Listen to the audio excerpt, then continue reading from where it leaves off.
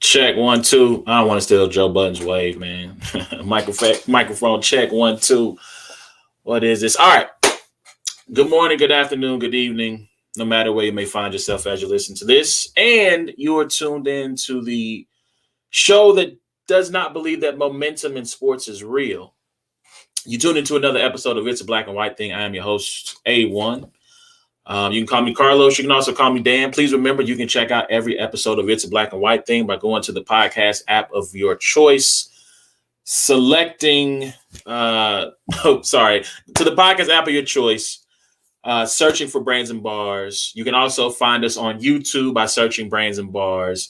And whether it's the podcast or the YouTube, please remember to rate, review, and subscribe. Share the broadcast. If you're listening live, we would love it if you would share, just say hello, say where you're watching from. And then if you could like and then share the broadcast while we are on live. You can check us out on IG, on YouTube and Twitter by searching Brains and Bars as well. As I'm one half of the dynamic duo, the other half of the dynamic duo, A War, will be joining us here in a couple of minutes to recap Max Out and talk about, his performance and some of the other performances from that night. We'll talk about some other things, battle rap. I'm going to get into some things sports. He may also join the discussion of anything sports related as well. We appreciate those of you who tune in on the regular and who listen to us on the regular. We appreciate each and every one of you. This has been our most consistent run ever. And so, we're hoping that I shouldn't even say we're hoping. I'm starting to see that consistency start to pay off in terms of views and listens and so on and so forth. So once again, thank you. If you're new to the show, welcome. Glad to have you. As usual, we always start out every episode of the show by what I've learned this week. And listen, I'm running a little bit behind this week. I was supposed to start this at 7 o'clock, but things happen. And I had to run to Popeyes real quick to get some food. And for my people who live in Kansas City, especially, who live out south, I need somebody to help me. Is the Popeyes off 71 in Grandview under new management? Like, I'm going to ask that again. Is the Popeyes on 71 on the outer road right past the triangle, are they under new management? Because, like, the last couple of times I done went to the Popeyes, like the Popeyes out there, I done had a lot of beef, a lot of qualms, a lot of issues with the Popeyes out in Grandview, man. And listen, like, the last couple of times I done been, like, they done got me out quick. When I got to the line, the young lady asked me how was I doing tonight, and I said, you acting different. I ain't never seen you act like this. Like, I mean, I'm just saying, you know what I'm saying? Like, now, listen. I wonder, is the management, maybe not quite as my complexion because they got rid of the strawberry, which hurt my heart. But be that as it may, I just need to know, are they under new management? Because, Mikey, what's going on? Because they got me in and out quickly. They asked me how was I doing. They thanked me for coming into the Popeyes. I'm just like, hey, has somebody graduated from Chick-fil-A University and took over the Popeyes out there? That's all I want to know. That's all I want to know. So I mean that's just where we are with it. That's where we are with it. So that's what I learned this week, man. The Popeyes out in 71 on Grandview acting a little different. So I'm gonna get to this. Let's go ahead and chop this fable up. So it's not that Russ didn't do anything. It's that people been, shout out to Let's Talk. I don't know if this is Let's Talk Battle Rapper, who this is, but welcome. I appreciate you. The homie Russell. I'm the Russell Westbrook Apologist. I am the #1 Russell Westbrook Apologist. And I started rocking with Russ in part because of all the hate he would get on Twitter. Right, back in the OKC days when they were him and Harden and Durant were on the rise, and then in later years when it was Durant, Ibaka, and Russ got a lot of hate. He shoots too much. He doesn't pass enough. He's not this. He's not that. Right, and so I was always at his defense because we were seeing a shift in how the point guard was managed and ran. We were seeing a different type of point guard. We were seeing guards who were more shoot first than pass first. And so I would defend him. And so I've been defending him. I'm pretty sure if I go find a tweet somewhere 2012, 2013, I've been defending Russell Westbrook, and he has been my favorite player in the NBA for quite some time, right? And so, a couple of weeks ago, he has the 35-point, 20 assists, 14 rebound game. I think it's like the first triple-double ever to have a 35-point total attached to it. And so, Russ, in the post game, he made sure to thank his coaches, thank his teammates. He's like, look, it doesn't matter what I do. If they don't put the ball in the hole, it doesn't matter. If they don't score, it doesn't matter. Right. And so, the next day on First Take, they bring it up, and Stephen A gets out there and starts talking crazy about Russell Westbrook, asking him, where is the chip? Why don't you have a title?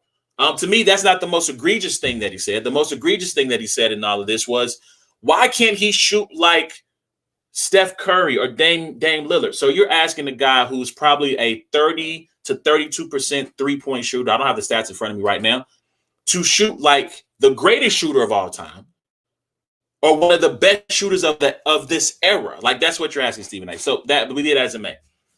So he asked him, where's the chip? And he says this as if this is something that Russell can just decide that he's going to get out the bed one day and win the title, as if he can just go to the store and grab one of these things, right? And I don't think he's being very fair now. Russ's wife, which I don't recommend any athlete's family jump out the window and defend them, but I get it. If someone was talking bad about me, my wife would be one of the first ones socially, publicly to defend me. But Russ's wife comes out, says what she has to say. Russ is then asked about it the next night. Russ says, look, I don't think it's fair that he has his platform. He comes out, makes these statements, and he referenced it from college basketball players in general and said, look, this hurts these guys' ability to make money, these guys' ability to get good deals and so on and so forth, right? And then Stephen A comes back out and proves Russ's point by saying, well, of course, Russ says, let me continue. Russ says, well, it's not, I'm a champion, right? Even though I don't have an NBA championship, I'm a champion. Look at where I came from. Look at what I've overcome. Look at what I've accomplished. Look at the people that I champion, that I stand up for and do work in the community for. I'm a champion. And so Stephen A comes out and proves Russ's point of, these guys get out here and say what they want and control narratives. And then he says, well, you don't want to win a championship? You don't care about, your job is to win, and you're not about winning a champ. Like, he goes on this whole rant, which if you listen to the context of what Russ is saying, he's saying, look, I want to win a championship. He's saying that I care about winning, but I may not win a championship. And so when I look at over the entirety of my career, I'm a champion. I'm a champion of life, which, again, I'm not a champion of life guy. I understand the sentiment. I can agree in some ways with the sentiment. I'm not a champion of life guy, right? And so here's the thing that I need people to I don't know when we became so, if you don't win a championship, you have done nothing. Or if you don't win a championship, you're a loser. If you don't win a championship, your career isn't validated. But here's the question that I have to you guys. And I'm going to get back to Russ. If winning a championship is all that matters, if winning a championship is the greatest thing, it is the greatest validation one can have, it is the greatest show of accomplishment, then why is it never enough? Because if we want to be honest, winning a championship does not matter. Russ said that too. I know people who have won championships and who are miserable. KD, excuse me. I'm kidding. But he says, I know people who have won championships and who are miserable. Right. And so if winning championships is the only thing that matters, why is it never enough? Why do I say that? LeBron James came in the league at 2003, 18 years of great play, of excellence, of exceeding expectations, not just meeting. 16 years old on the cover of Sports Illustrated with the Chosen One cover. He exceeded expectations, has won 4 championships, took a city that was known as the factory of sadness and won a title there.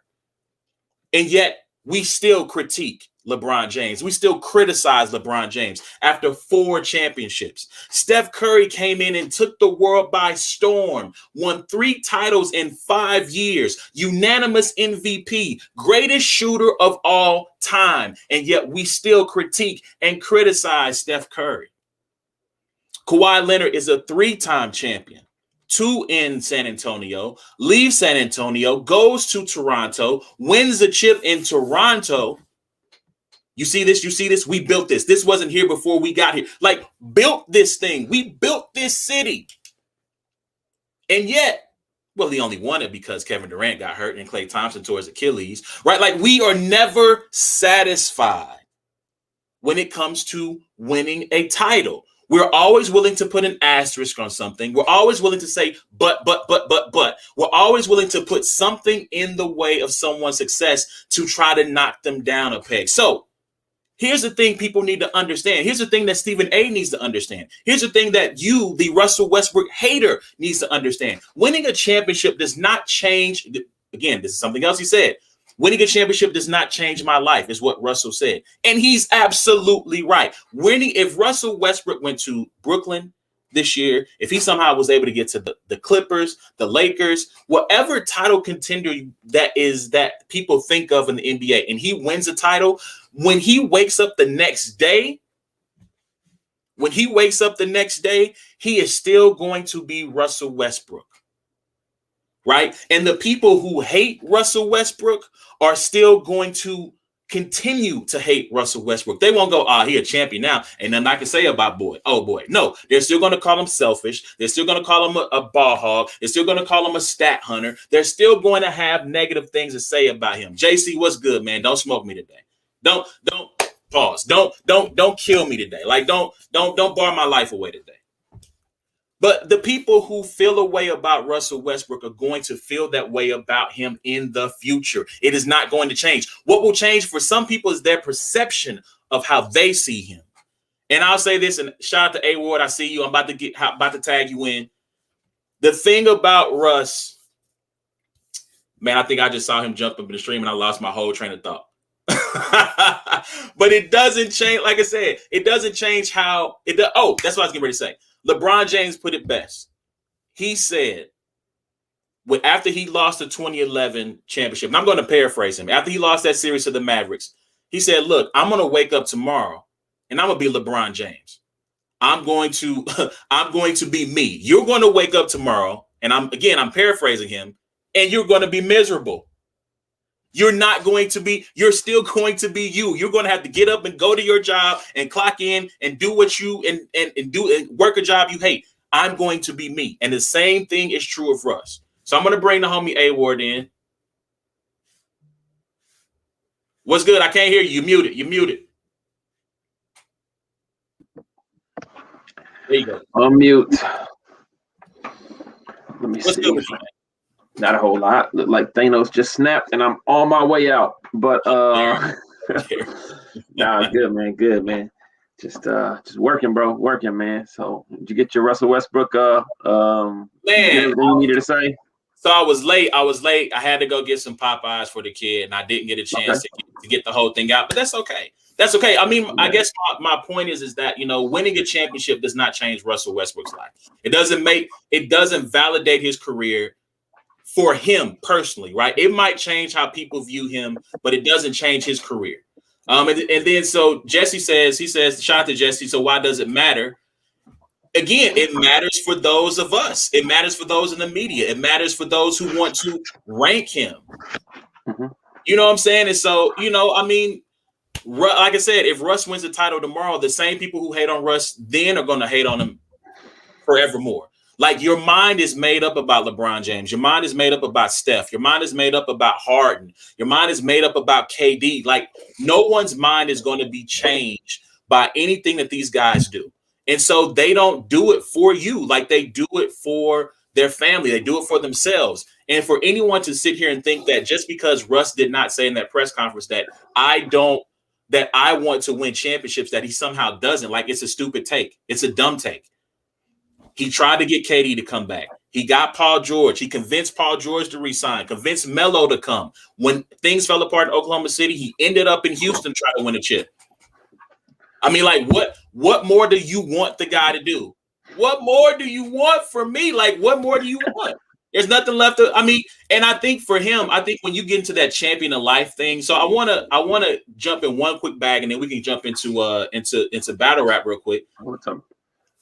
So here's the thing, like, if you go back and look over the 40 years, go back from 1980 to 2020, I believe, I went and looked this up. I believe 14 teams, not even 14, 12 teams have won championships over the last 40 years in the NBA. It's about 40% of the league, Gotcha. right?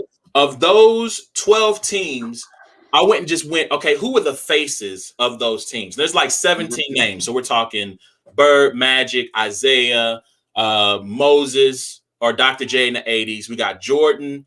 Isaiah starts the 90s off. So you got Isaiah, Jordan, Hakeem, Tim Duncan in 99.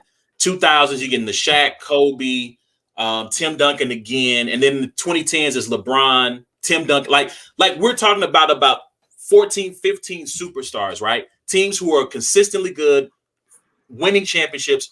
Roster doesn't turn over that greatly. And so if you are a star or a superstar in the NBA, the odds that you will ever win a championship are low, even though you might win 60% of your games, right? And you might get one shot at this thing. So for Russ, you look at them going to the championship in 12, they lost. You look at them, then he gets hurt. KD gets hurt. Serge gets hurt. They blow the 3-1 lead, then KD leaves. Paul George gets hurt in 2018, I believe, when they were surging. Like, bro, it's just it's not guaranteed. And it's not as simple as deciding you're going to wake up and go get a title. So that's my Russ rant. So we need to make a quick transition because we had our tournament that went down. Shout out to everybody who participated in our bracket challenge, Brains and Bars bracket challenge. And so it was a tightly contested contest, good contest. And so we had a young man named Luke Ludwig who came in first. Whoa. And so we're going to bring him on right now to kind of take a victory lap, yo. So Luke, no, I need to know the secrets, man. I need to know Luke. I need to know the secrets, man. This is the third year in a row I've lost to my wife. Wow, yeah, man, them Baylor Bears. That's the secret, the Baylor Bears. That's it. Just ride them till you die. Am I cool to do a couple shout outs on here? 100%, man. All right, I got a shout out to E-Man Connor, Jack Lax, Jaden Robshaw, and 123 Grand Ave, baby. Yo. Shout out to those guys, man. Most definitely. Did they help you with your bracket? What's that? Did they help you with your bracket? Oh, yeah. Good input from everyone. I just hope you ain't got to split that money all in ways, man. And you might have to buy him a case of beer. There you go. I ain't mad at that, man. Congratulations. Do your thing, bro. You got the floor. Give me 1 sec.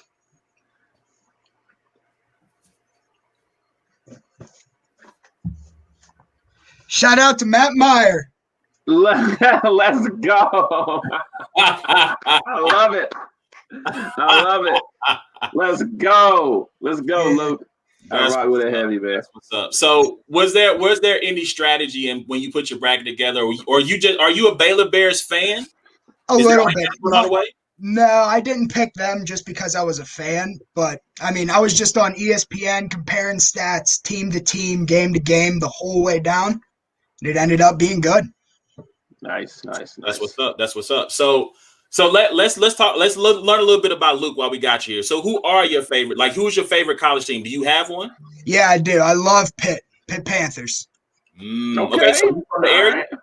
Yeah, my mom went to Pitt. She graduated from Pitt, so that's been the home team for a while. I like Pitt too. Haven't had a lot of luck in the tournament though, but we'll keep rooting them on. No. Yeah, is Jeff Capel gonna be able to get the boys turned around? I hope. He's had a couple years to do it, and all these transfers and stuff. These kids are leaving. It's making me nervous. It really is. Well, I mean, I think this year is going to be with that rule of not of allowing people to keep their eligibility for an extra, like they don't lose the eligibility. I mean, that transfer portal is the biggest that it's ever been. And so hopefully that'll allow, Jeff to be able to bring someone in. So hopefully there'll be good things for your Pitt Panthers, man. I hope, man. We need a good recruiting class here. Need to turn it around. Now, are you Pitt college football fan too? Everything Pitt. Look, that's my kind of guy right there. Yes, I'll tell you what, Luke, some of these people, man, they just pick one college to cheer for basketball and another college for football, man. And I just don't get it. No, I just don't. Ride or die. Got to stay faithful. Let's go, man. All right. So let's go. I told you I would do this, right? We got the cash prize was $150. Right now, I got the Cash App loaded up. Let me scan my face. You're gonna scan your face to send money? I mean, using the facial recognition for just to open the phone or the app. Received. We got it. Before I send bread, it scans my face to facial recognition to make sure, hey, that way can nobody come here and start sending bread in nowhere. You know what I'm saying? So you did get it, right? Yes, I did. I received it. Dope. So listen, man, we're going to have more contests in the future, giving away cash prizes. So make sure that you follow the page. Shout out right after Baylor wins. I get a notification on my phone, and I was on it, man. Luke Lugwood follows you down. I'm like, oh, let's go. Good save. I'm with it, Luke. We appreciate you. We appreciate you following us. We appreciate you jumping on with us. Congratulations. Let me ask you this. Where did you how did you find out about it? Like you follow what I did is or somebody else or every year I go on Twitter and I type in ESPN tournament challenges. That's it. And I just start scrolling and I just start joining whatever one I can find. Because one out of 10 years you'll get a good bracket and then you'll clean house. Hey, that's pretty smart. Yeah. See, that's the information we needed.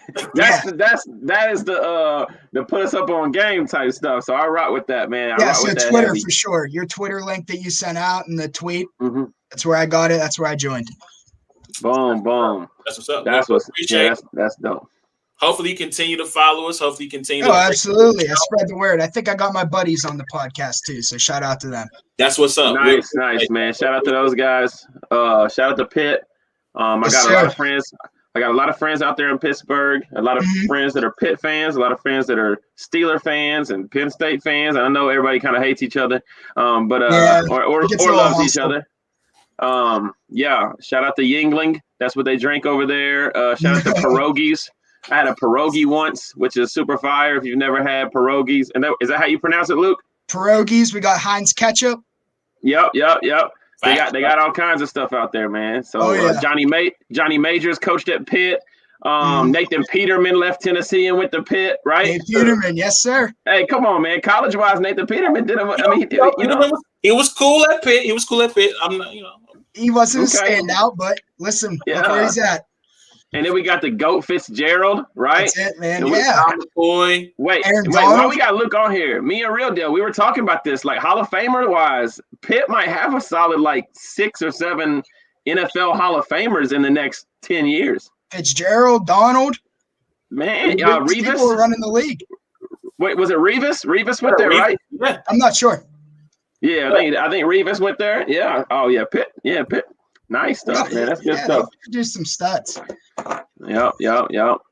So, man, definitely, man. Appreciate you following, bro. Appreciate you tuning in. Congratulations thanks, again. guys, for organizing it. It was a blast. It kept me entertained. Yes, sir. And hopefully, we'll have something during football season. You can join us then. Again, invite your friends, and we can kind of keep up with it as we go. And please make sure you come back next year. You're the returning champ. You know what I'm saying? You got to defend the title. Yeah. Next year, whenever I'm gonna get a promotion and we'll get a trophy too. We'll get. Man. I'm gonna talk to my job, see if I can get a little 25-cent raise. Might throw a trophy in there too or something. Go all out. Yeah. No, man. Definitely appreciate you, bro. All right, thanks, guys. Shout out Baylor. Let's go, baby. No Roll doubt. Bears. All right. Have a good one, man. Peace out. That's what's up, man. That's what's up. That's good stuff. That's good stuff. We're making dreams come true here. So again, if if you want to win some bread, you know what I'm saying? We're paying cell phone bills out here, y'all. We're paying cell phone bills for a month out here, y'all. You know what I'm saying? My man can hit the Sizzler. You know what I'm saying? He can, Hilarious. Go to Ruth's Chris, ball out. You know what I'm saying? So shout out to Luke. We do appreciate you, man. We appreciate you checking out the show, putting some people on it, joining the bracket challenge. Congratulations once again. I do want to hit. So shout out to the homie Ricky. He has the Dolphins are winning the Super Bowl. I mean, okay. But I do started drinking early. Somebody started drinking early. Yep. While we're on, yes, babe, we are on YouTube right now. Unless something is going wrong, we should be on YouTube. We are having comments coming in. So, while we're talking football, so shout out to my guys, San Francisco 49ers, who have moved up to the third overall pick in the first round, traded up from 12 to 3. You know what I'm saying? When I got the news, I was incredibly excited that they're going to be moving up in the draft and acquiring the quarterback. Jimmy G, your days are numbered. They appreciate what you've done. I am not as appreciative. But the NFC Championship. He was there. Like in terms of the group project, he was there for the meetings. He might not have contributed a whole lot, but he was there for the meetings.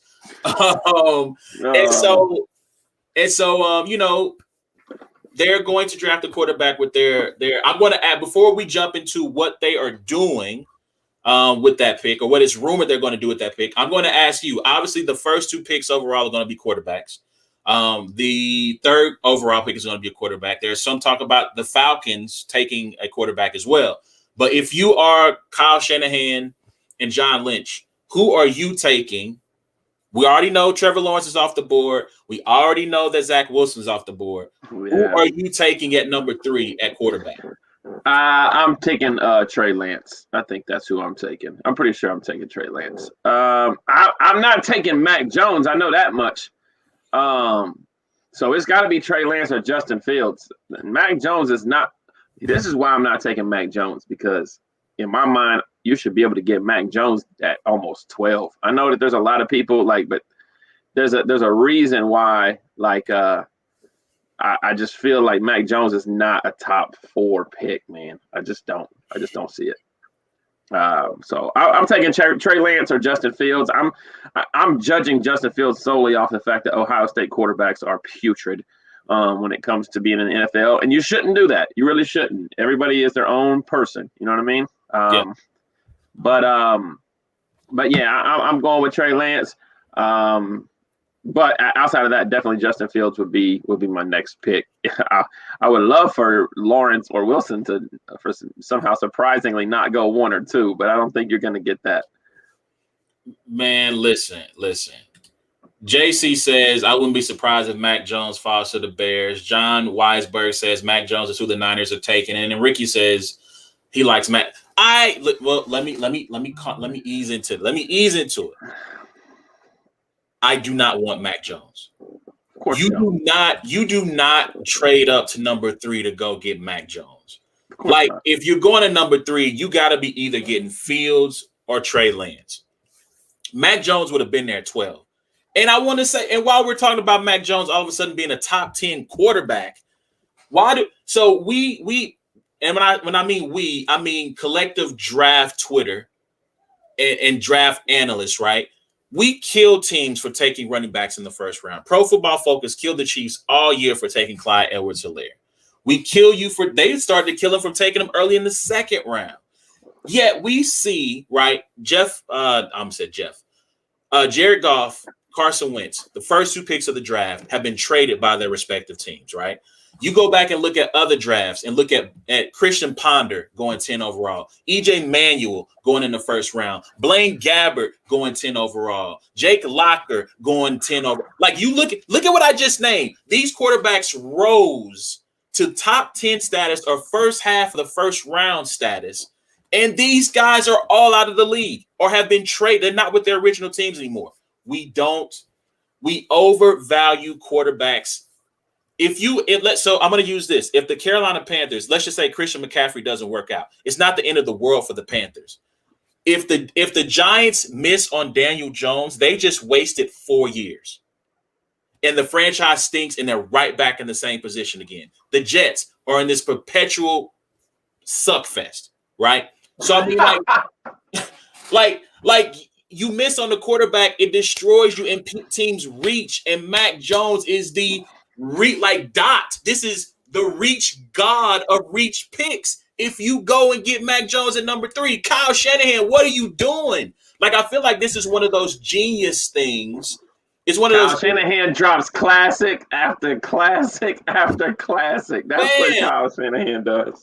Fam, like, I'm just saying, like, if you're going to go up to 3, get somebody who at least the 49ers line was terrible. So at least get somebody who's got some mobility and who can move around. That's all I'm saying.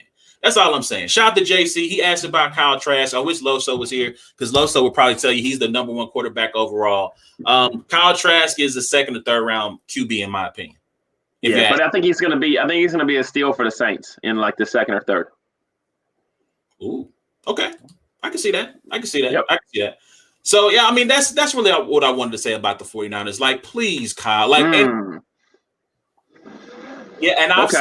I've seen that too. John, I've seen that too. I've seen that I know that they're best friends, and he said that, Mac fits his system. But it's like, bro, don't overthink this. Don't overthink it. Go get Justin. I can't be mad at Justin Fields for being from Ohio State and not say, like, Alabama quarterbacks are trash too. So Mac Jones, I don't believe you either. I mean, and listen, I think there is something to be said about. I forget who this was. It was Matt Miller, who runs his own site, which I can't think. I think it might be mattmiller.com or NFL. That I'm going to screw it up. So anyway, but he said something to the fact of there's something to be said about Mac Jones playing behind a bunch of first round picks. A bunch of first round. He's only known first round wide receivers. Yeah, but we didn't do that to Joe Burrow. But Joe Burrow, I mean, we can't. This is true. Touche. Yeah. Touche. Yeah, we didn't do that to Joe Burrow, but I'm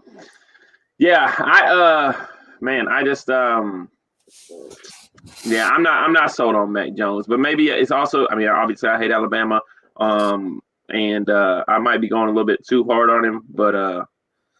Yeah, I don't know. You're right. We overvalue the quarterback. Personally, I think even Trey Lance and Justin Fields are like fringe 8 to 10 picks, But right now, everybody that's up at the front is just dying to get, their guy, in hopes that they can save their jobs or whatever. So Ricky, do my draft. Ricky. Although, what would be fun though, if we got the homies and we actually did like a mock draft, like if we could get, so StreamYard allows you to have 10 people on at one time. If we got 8 of our homies, split up the teams, we each got 4 teams, and we just did a first round, almost like a fantasy draft, right? Just did a first round just to see what people would do. We might be on to something. You might be on to something. So yeah. I'm gonna Josh Rosen. Mac Jones is Josh Rosen. Fam. I mean, he went top 10. Man, I'm going to be so disappointed if that's the pick. But I want to transition into battle rap because, first of all, shout out to iBattle. Shout out to Lex. That's going down this weekend. I forgot about that. I forgot about that. That's going down this weekend. Shout out to ARP, Lawrence, Shatta, RBE. I feel like you can't say Shatta. You have to say Shatta. Have you ever met Lawrence and Shatta? Or is it just ARP you've met? Oh, man, no. Me and Shatta, I was out in the parking lot, like way far away from the hotel the morning of the battle, just going over my bars. And he came out there like probably a good 200 yards away and asked me to pray for the event. And so we actually prayed together. And just got it in. He's solid dude, man. I met him a handful of times to answer your question or whatever. But yeah, all of them, man, solid dudes. So shout out to RBE. Max Out went down this weekend in Atlanta. Biggest battle rap crowd of the past, calendar year.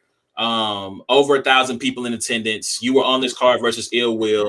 It was crazy. Fire battle between you two. Battle of the night. You arguably have performance of the night. And so, I have a couple of questions about the event. I think I didn't put the comment in here, but Jesse said he's finally back from his tour of shows. Here it is. No, he finally got off his press junket. So I just have a couple of questions we want to get into. Yeah. First of all, I want to ask, how does it feel to be, because this is the biggest crowd you've been in front of. The biggest crowd prior to that was what, World Dom in London? Yeah, probably the one with Oxymiron and Disaster.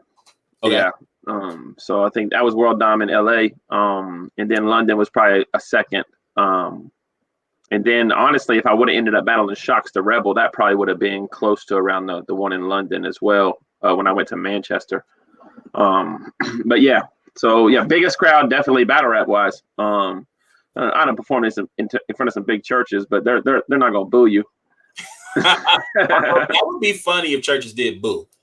Yeah, we might have to actually, I don't know what fire trash signs. I was gonna say heaven, hell. But nah. So I guess I want to ask you, what is it? How does it feel to have your material?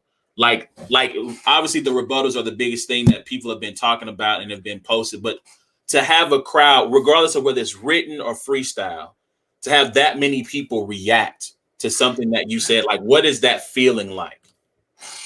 I mean, I never done this before, but I mean, it just seems like after the bar hits, it's like a breakaway dunk. Like it's like dunking on somebody, you know what I mean? Like it's just the adrenaline and just the excitement and everything, man. And then you come back and you keep your composure and try to remember what goes next as far as material wise, But yeah, it's just wild. It's just wild because you're looking out there at a lot of people who might know you from, the videos. A lot of people don't have a clue who you are.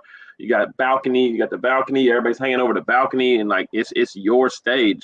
It's like, yo, we're here for you. You know what I mean?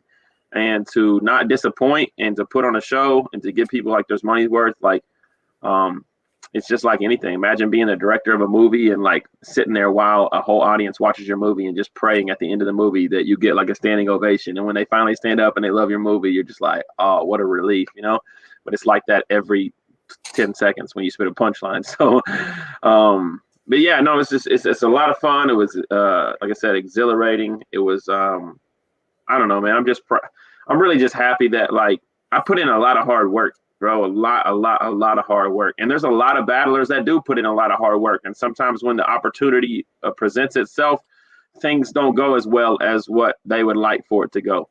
And this was one of those tests. This was one of those, all right, this is it, everything that you've done up to this point. Had I went in there and got booed, bro, it would be a stigma that was put on me as a battle rapper that says he can't, he's only as good as this, his ceiling is here. And so if I said beforehand, this is what I want to end up doing, and this is how perfect I want it to be, and I compared that to how it ended up, I surpassed all of my own expectations in regards to the battle itself. So that's what's up. Shout out to Bay, man. Shout out to Elvis. He was on. Shout out to my guy Bay.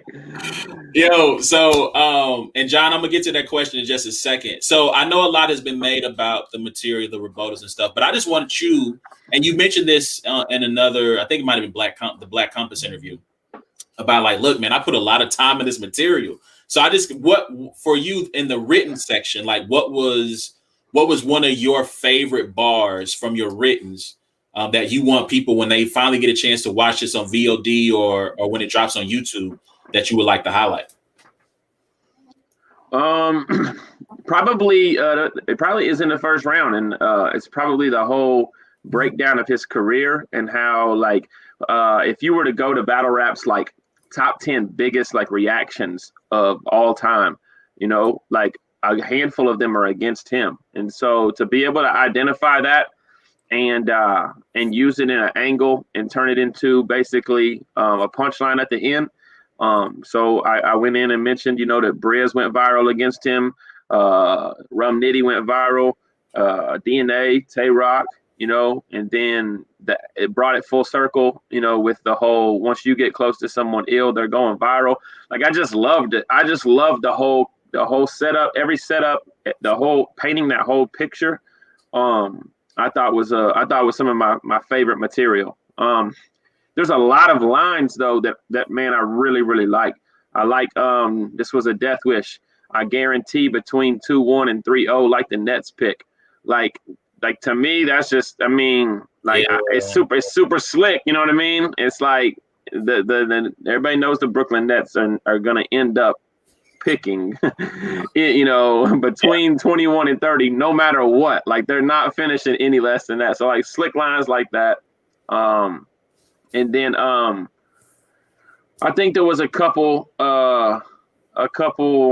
in the second and third as well.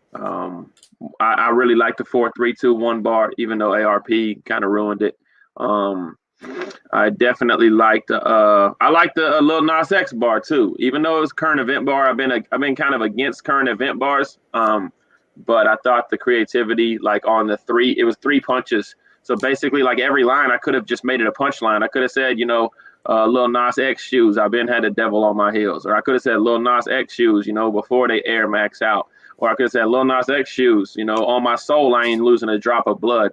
But like I basically, took all 3 punches, stacked them in one bar, So like things like that. There's layered material all throughout it. The tennis metaphors, all kinds of good stuff in there. So.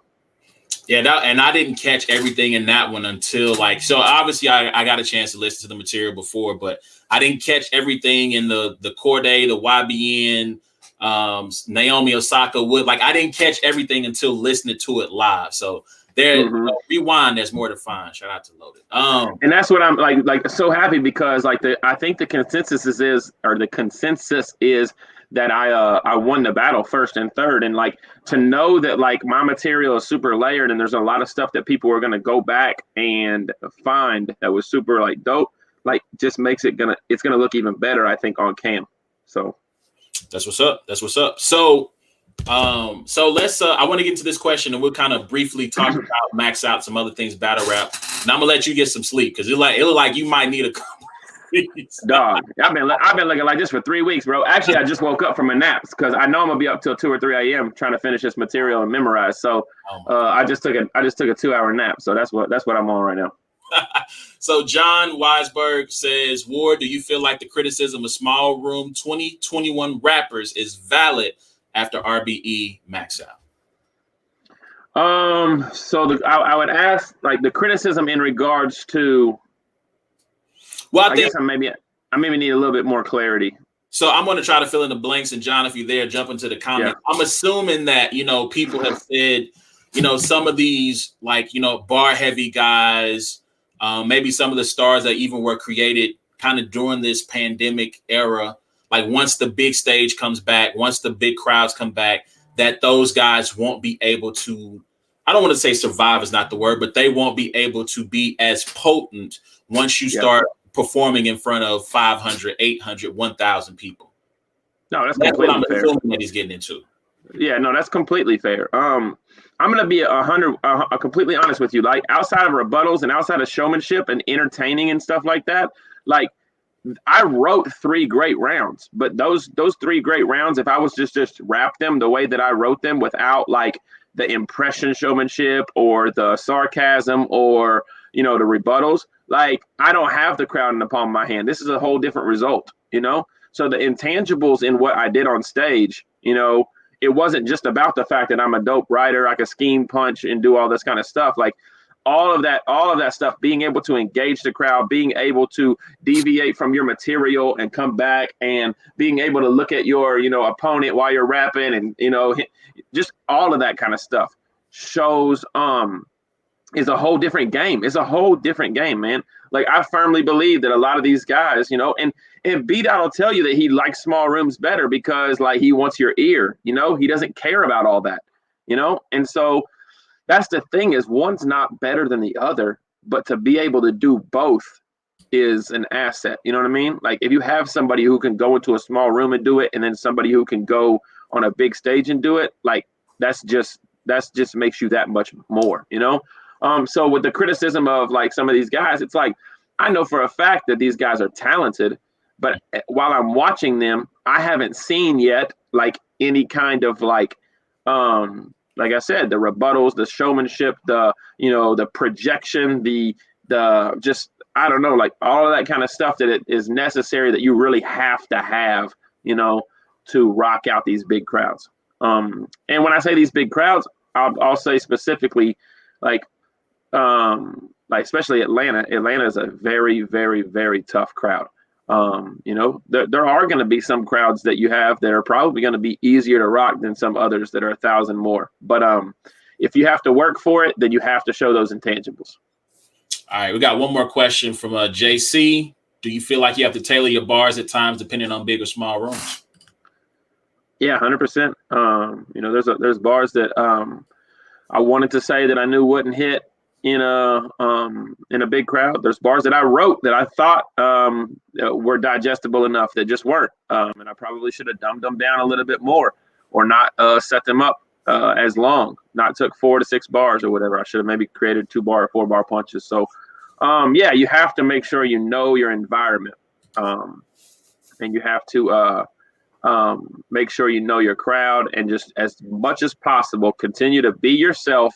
Bring what you do best to the table, but cater it to, the crowd and the camera at the same time. It's just it's literally like, it's like making, something that just has a whole bunch of, a jambalaya or something like that. You just have to have the perfect amount of everything, Yeah.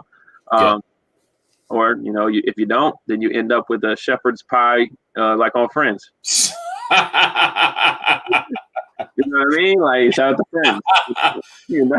Damn good. Meat good. All right. So one last question about the crowd. So what lessons do you take away from being in a crowd of that size that can help you for the next time you're on a big stage like that? Well, one thing that I was glad I was able to adjust to on the fly was I always write out longer intros for my rounds. Like, I write out about 20 or 30-second intros, and my first big punchline usually doesn't come in till like I've kind of set the scene. And what I was glad I was able to do was, after the rebuttals, was cut those intros and just get straight into my round and start punching. And so I think what I learned is, if I'm going to, want to entertain these big crowds, like, there's no starting slow. There's no building up. There's no riding uphill or anything like that. Like, you really got to get them. You got to keep them, And I think what I benefited from was those first 3 rebuttals, and the crowd just like, yeah, Ward's here. All right, this is going to be a good one, And it made their ears, already like, they probably wouldn't have reacted the same to the next punchline if I hadn't rebutted. I could have said easily 4-wheel drive, got it out the mud too. With no rebuttals, they probably be like, all right, start heating up. But after three rebuttals and they hear it, they're like, all right, yeah, we're good, we're still going. You know what I mean? So I think it was just kind of like the pacing and knowing, like, not to really spend too much time, telling stories or doing any of that. The pandemic stuff and even the prep stuff didn't go over crazy well, I thought it was effective angle wise, but it was more so, not punches and entertainment and stuff. So, that's what I'll kind of take from it. All right. So let's jump into some of the highlights from that weekend. And we won't spend too much time on these battles, but so before the first battle of the night was the 1SK, which I missed the 1SK because I was having issues with my phone and trying to watch it on my phone. Although I will say this, and my wife is probably going to get on me because I haven't told her this story yet. But, I introduced my son to battle rap this weekend. So I was struggling. They found a fix for it on your iPhone of being able to watch it on my phone, but I normally watch battles on my phone. So I try not to have, my son listen to a bunch of cursing or whatever. So, I can't get it to work. My TV is apparently, even though it's a 4K smart TV, was produced right on the cutoff line between you get all the new stuff or your TV's ghetto. So my TV's ghetto and I get none of the new stuff. So I can't pull it up on the TV downstairs. I didn't want to watch it on my laptop. So I go to my son's room. His TV is on the good side of the line that has all the good stuff.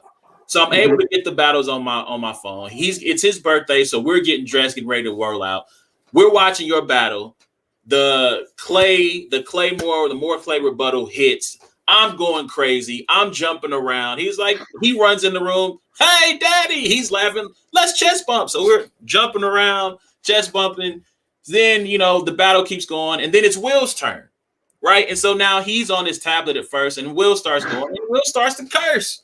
Right. And he's like, Daddy, he's cursing. And I'm like, yeah, buddy. I'm like, this is what they do. He's like, but why? I said, this is how they get their material. Like, this is what he goes, Daddy, he should lose automatically.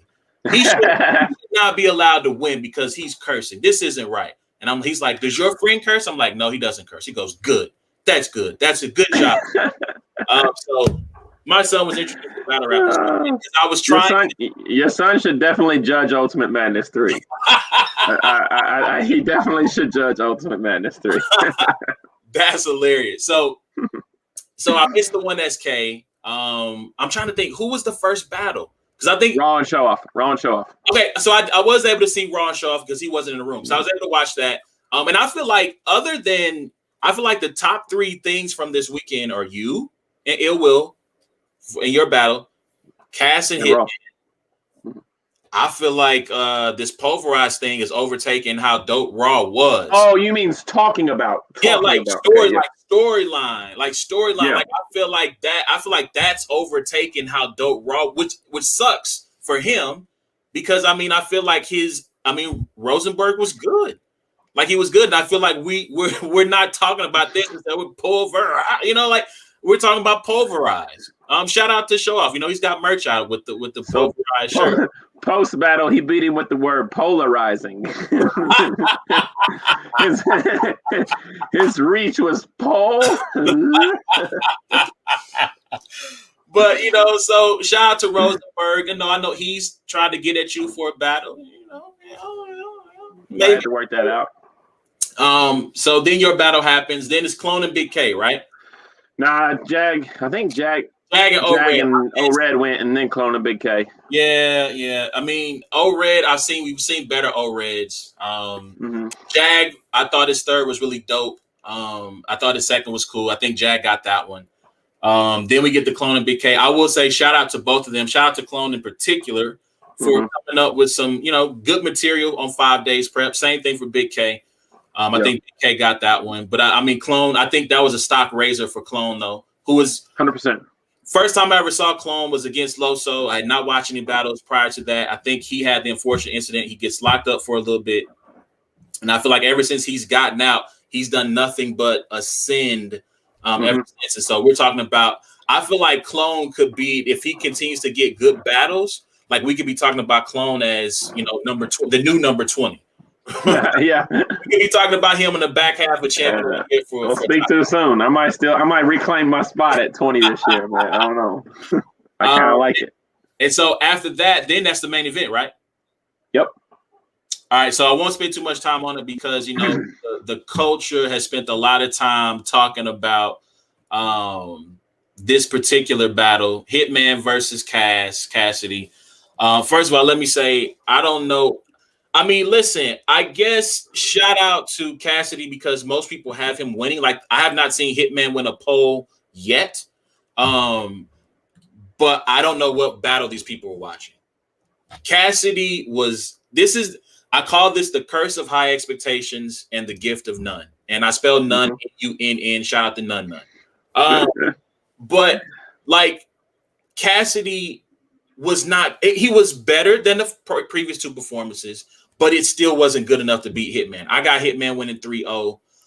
And here's where, and whatever thoughts you have, you can say it. I'm going to get my bars off real quick. Here's where I am with this. Like, Cassidy, first of all, is smart. He's picking guys who are not going to bar your life away. He's battled Goods, not known as a lyricist. He's battled Hitman, not known as a lyricist. Now, Ars can get into that bag, but I think Ars saw an easy dub and he saw a big bag and just said, okay, I'm just going to just show up and do what I do and go home. And so he's also battled. These guys are not hungry. They don't have anything to prove. And I listened to you on Black Compass say, look, if I got Cassidy, I'm not going to sit here and say I'm going to smoke him, that I'm going to beat him. So allow me to say it for you. If you battle Cassidy, this would get ugly quick. This would get ugly so fast. Like, I'm talking Tyrone Hill ugly. Like, that's how crazy it would get for Cassidy. That if you put him in front of Av, you put him in front of Nitty, you put him in front of Ill Will, a well-rounded battler who can do everything and who has something to prove, and it's going to be his biggest battle ever, the most money he's ever gotten for a battle ever. Bro, it's not going to be close. If you want to get if people really want to get Cass out of here, which newsflash people, you cannot shame someone who's incapable of feeling the emotion. Like you will never get Cass out of here. He's here to stay. He is a money maker. He is a ticket seller. Face-offs doing 1 million views. Freaking VOD lights doing like what, 750? Oh, it's over 8, almost 9 now. Bro, you're not getting rid of him. He's going to continue to get booked. He's going to strategically pick opponents who cannot damage him in a battle and make him look bad unless you put him in front of someone who's got something to prove. And the last thing I'll say about Cass, he had some stuff that was nice. I carry the rock everywhere I go, everywhere I travel. Really dope. Hitmans don't holler. They move in silence. Really dope. But even with some of that, the delivery on it, like on a piece of paper, that looks awesome. That looks great. But his delivery, it's an A+ punchline, but the delivery is still kind of C-. Like it's not that great. And so we're grading him on this curve of saying, okay, you were F- the first time, D this time. Okay, you might have been like C this time. So we're gonna, because you're Cass, we're gonna put this on a huge grading curve and give you an A-. And it's like, oh, no. Hitman wasn't great. Okay, cool. He was better than Cassidy that night. Like, stop playing. Like, and after this conversation, I'm never speaking of this battle again. And who knows the next time I'll talk about Cassidy again. But I'm just saying, like, he was good. He was better than expected, but better than expected does not get like this is a moral victory. And I don't believe in moral victory. So any thought? I mean, you've already talked about the battle ad nauseum. Add to that. Yeah, I mean, I had Hitman winning second and third. I thought Cassidy edged the first. I'll say this much, like, and I think what it boils down to is that Cassidy's still not a battle rapper. His delivery's not battle rap. He's trying to write better battle bars. He's trying to go in angles. He's trying to do, different things that battle rappers do, but he's not tweaking his delivery. And so if you don't like Cassidy's delivery, then you're never going to like his rounds. Whereas Hitman, is a battle rapper. So Hitman was a battle rapper that night. He rapped, delivered like a battle rapper. He commanded the stage like a battle rapper. He just didn't have very great material for his 3 rounds. Material that is necessary to get him up out of here. But what I'm saying is it sounds good, man. It sounds like no, you would get him up out of here. But I'm just gonna be honest with you. When Rum Nitty and Reed Dollaz got booked, Reed Dollaz has such dated material and was so stuck to me, he's still stuck in the old battle rap days or whatever. Like, I'm like, yo, Rum Nitty should get Reed Dollaz up out of here. Like, this should be a 3-0 easy. Like, this is not. And somehow Reed Dollaz and who he is and what he's done, and people love to hear him rap and are excited about his style, made it not a 3-0, and Rum Nitty didn't get him up out of here. So it's like people can find ways to like Cassidy, and it doesn't have to fit into that battle rap box of like what is deemed great. And I think that's kind of where people are at. Like, they're just like, hey, as long as I see him getting better, I like Cassidy. But I mean, yeah, but bar wise, no. I'll say this. I do think if Cassidy, like if I was 10 years younger, right? I was an okay rapper back in my day. I wasn't great. I was cool. Good rapper. If I went back, if I'm 10 years younger and I knew you and knew who you are, and I say, look, I want you to teach me to become a battle rapper, right? I have some talent. I need you. I'm going to pay you whatever that is, whether it's going to be in Tennessee Vol gear, Dr. Pepper, or actual currency, right? Cassidy, if he's going to continue to be in the culture, needs to sit down with someone, Mook, Lux, Mickey, whoever that is, and just say, yo, mold me into, I'm going to spend the next 6 months. This is all I'm going to do is train. He would be redeemable. Like, he would be redeemable from that standpoint. And the point you talk about, I think he could be. Well, no, what I'm saying is it's not like a quarterback that gets to a team, right? When a quarterback gets to a team, they understand, like, in order to get better, I have to listen to my coaches, right? Mm-hmm. Like, they just know that, like, they're, you know, a rapper is all pride, ego. Like, the idea in hip hop of, like, getting help from, I'm talking, it's not even about, like, ghostwriting or nothing, but getting help from somebody. You know what I mean?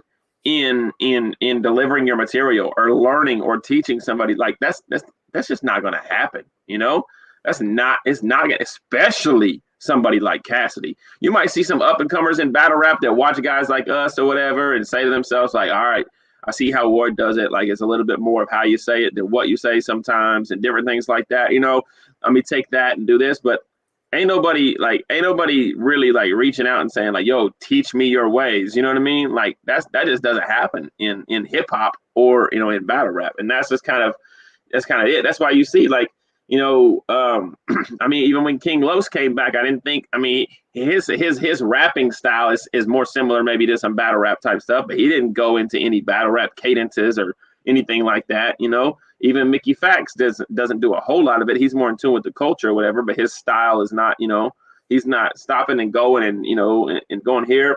And guys just want to find a way to be the best version of themselves and how they rap. And that's kind of what Cassidy's trying to do, rather than learn how to be a battle rapper.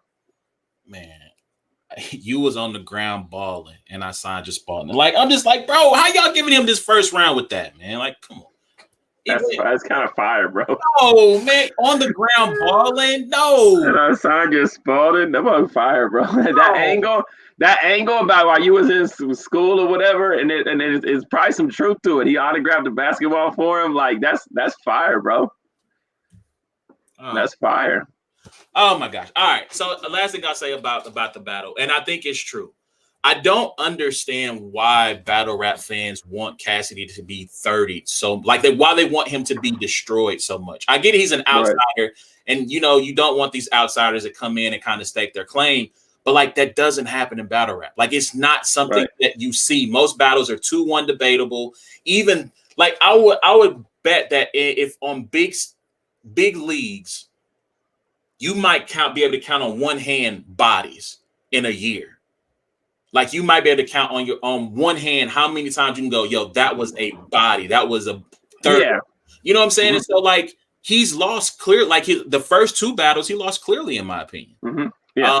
And this one, maybe I'm in the minority, right? Like, maybe he didn't lose it as clearly as I thought he did. But, like, this, it's just not gonna. And like you said, even if, I mean, I've seen people make asinine comments about you this today. We're going to close out the show on that particular topic. But it's like, people just, it's battle rap. It's subjective. People are going to think what they want, say what they want. And even if he stepped in front of Nitty and Nitty brought hit that twerk style of performance and bars and just went absolutely nuclear, someone somewhere is going to be like, oh, no, I gave Cassidy the first. I gave him the third. Somebody's going to do it. So, I mean, yeah, you're right. And so I do want to close out the show on this because, again, you have been all over social media. And so the topic of the conversation, you said yesterday, I believe, that it's summer, if in regards to URL, it's Summer Madness or no, right? If I'm coming on those, I'm coming to show up on those cards. Yeah. And so that started this whole conversation. Jazz the Rapper got involved. Av got involved. Chilla got involved. I'm pretty sure there are other battle rappers who got involved. Anwar, shout out to Champion, A&R Show, he got involved. And so I'll start by asking why those 2 cards in particular. And then I'll kind of share my own thoughts. Those 2 cards in particular, one, because I believe I deserve it. And 2, because I believe that at the end of this year, those 2 cards are going to be main stage, big crowd cards as well. If you want, like what I want to do is I want to rock a crowd on URL of 1,200 or 1,500, just the same way I did RBE. I know I can rap in small rooms with anybody in the world, no matter what. Like, it doesn't matter.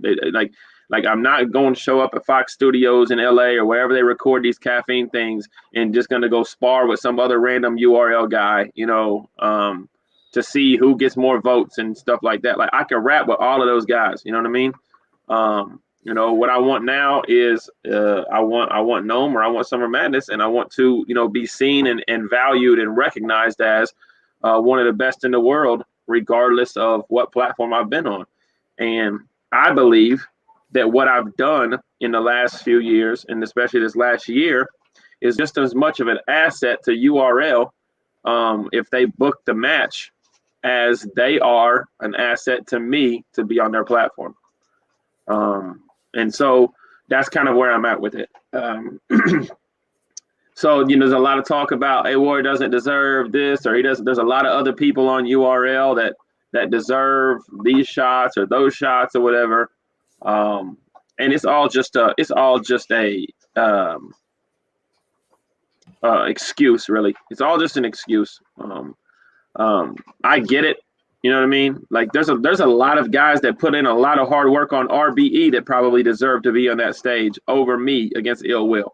There's guys like Jay Murder. There's guys like Oops. There's guys like, people that have put in hard work. There's guys like Rosenberg. He deserved a bigger opponent or something, or show off, Like, we can sit here and we can nitpick all of these different things. There's guys like myself on King of the Dot that probably deserved, a shot at a title, or guys like, you can do that. You could go down your quote unquote roster and say, well, this is it. But at the end of the day, it's talent level. It's who's putting on the biggest shows, who's out here putting on a high quality performances, who is, consistently one of the best in the world, and who is going to add, more eyes, more pay-per-view buys, more caffeine downloads, more and right now, I firmly believe the work that I put in is me, like, I deserve that.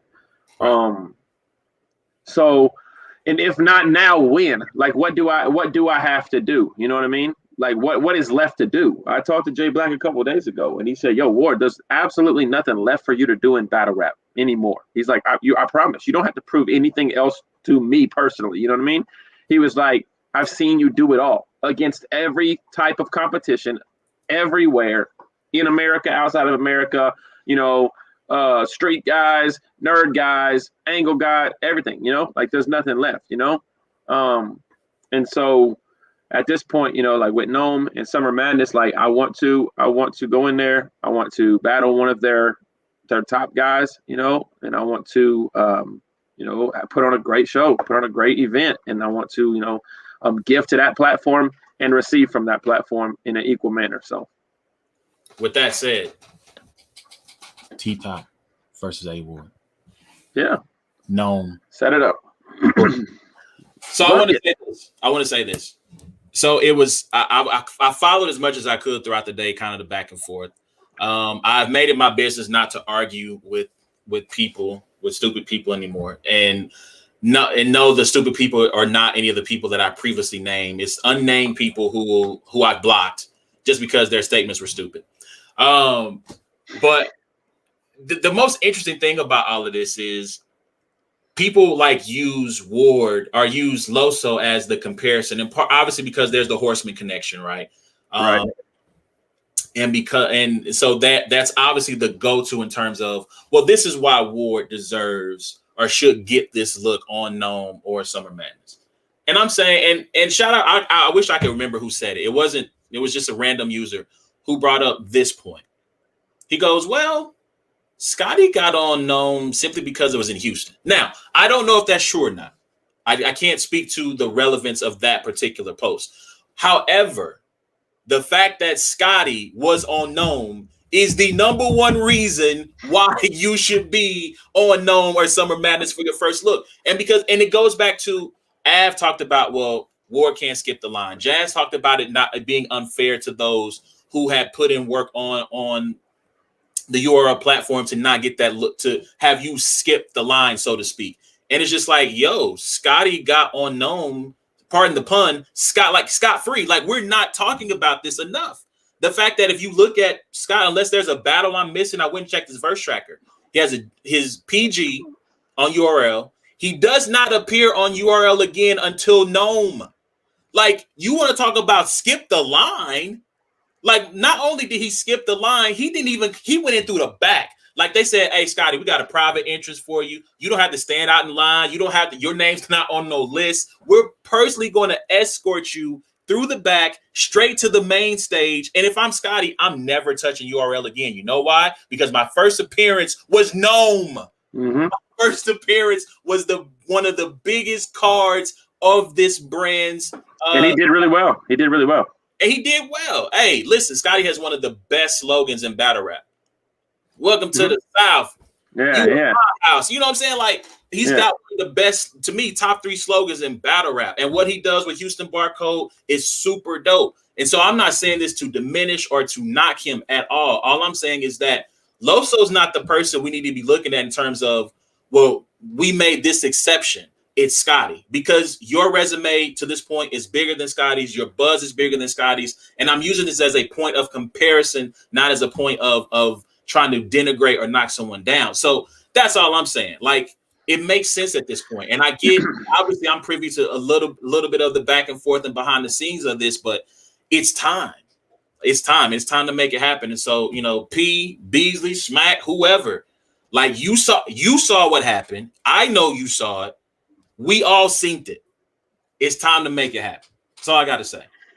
Hey, man, if life was perfect, it would happen. But unfortunately, you know, there's behind the scenes stuff. There's feelings that people have towards me. You know, Scotty gets unknown, but Scotty, you know, was probably, like you said, he did his PG. He probably was, you know, like just a nice guy. He wasn't out here, you know, like having words back and forth with URL and people, you know, there wasn't a whole 2 years of having to answer questions and rubbing, you know, each other the wrong way and saying different things about each other and stuff like that. So there is a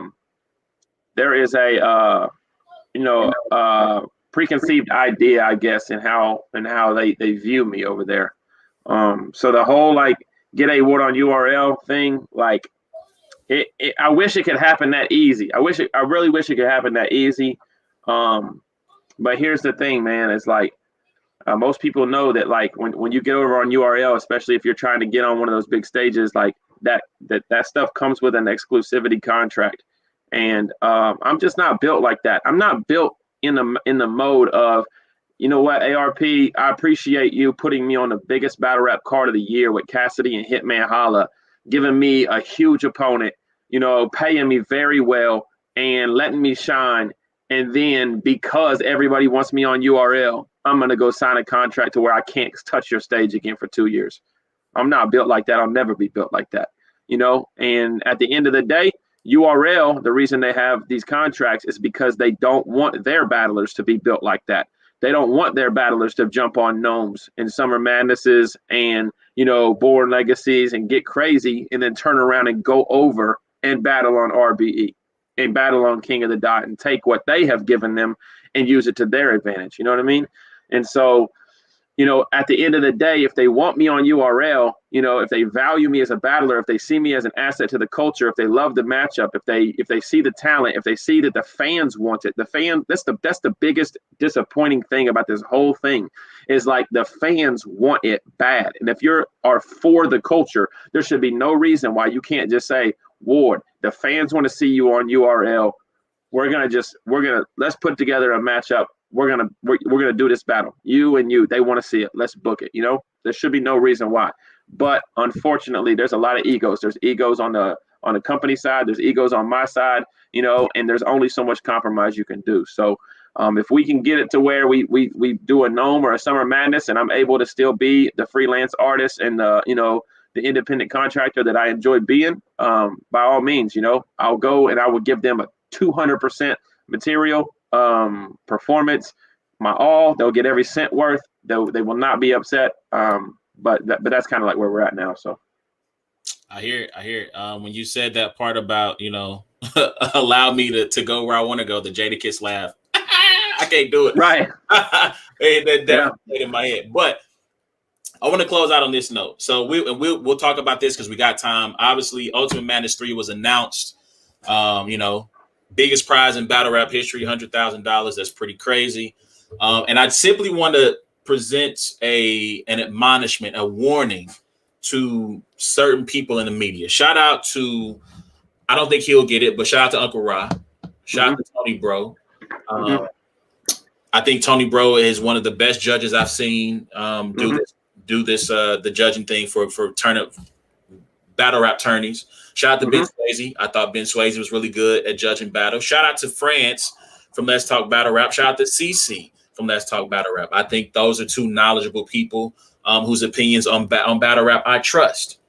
If URL calls you and says, hey, we want you to be a judge, don't do it.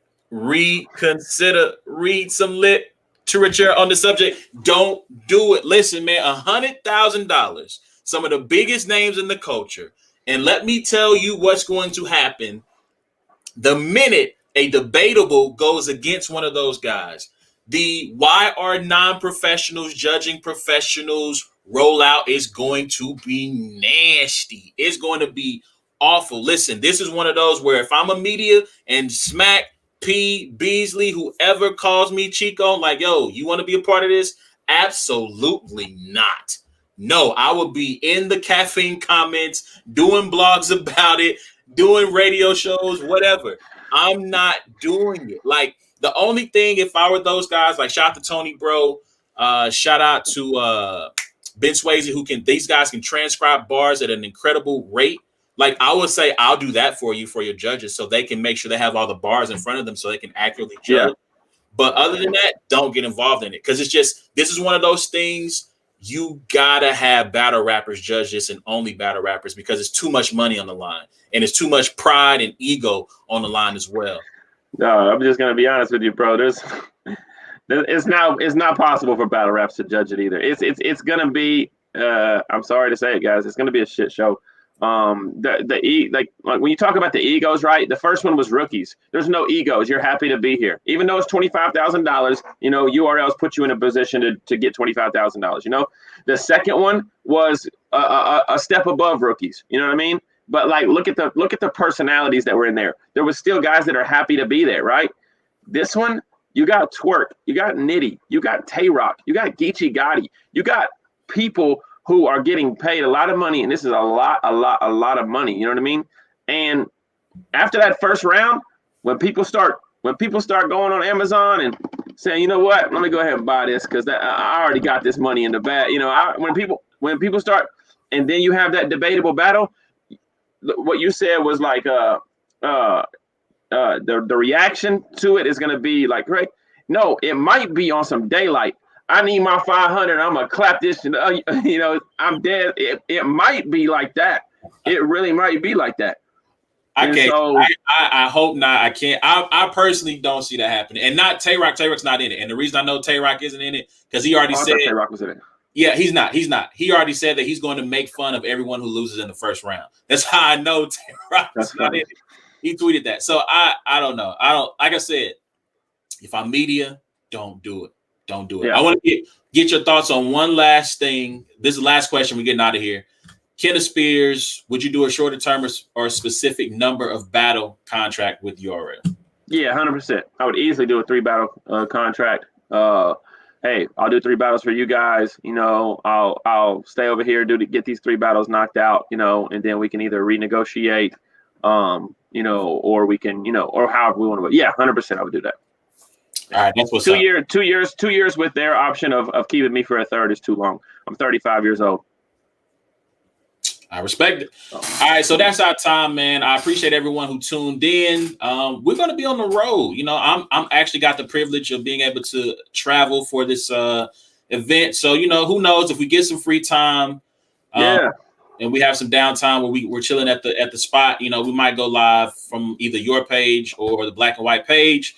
So make sure you're following. Obviously, you're following A-War, but go to Instagram and follow the Black. Oh, snap. All right. Yeah. Let's do this real quick. I forgot about this. So let me finish that out. Follow the Black and White page. It's at Brains and Bars on Instagram. If we go live on the road to excel, I will excel #. Make sure you're following us there if we go live. And to close out the show, we have the top tier award segment where he's got a couple of cards. So what you got for us this week? I got a couple random ones. Here's a Kendall Gill autographed card. It's been a long time since I've heard the name Kendall Gill. Yeah. But yeah, I pulled that. And then this is actually the one I was most proud of today. This is my first Ja Morant numbered card. So they only made 89 of these. It's a holographic Ja Morant vanity plate. So I'm hoping that if he turns out to be, what he's supposed to be, that could definitely be worth some money one day. But yeah, those were the two really dope ones. These are all the ones that'll be sleeved and put in hard cases. So I got a lot of good cards. But yeah, man, those are the two that stuck out to me. So that's what's up. So appreciate you guys. Once again, we appreciate y'all for tuning in. I am A Ward for everything A Ward. Please remember to go to the podcast app of your choice or YouTube, search Brains and Bars, rate, review, subscribe, share the page. The more you do that, the more faces or more listeners that we get. And until next time, it's been a black and white thing, man. We'll holler at y'all. We'll see y'all on the road. I battle. What up? We off.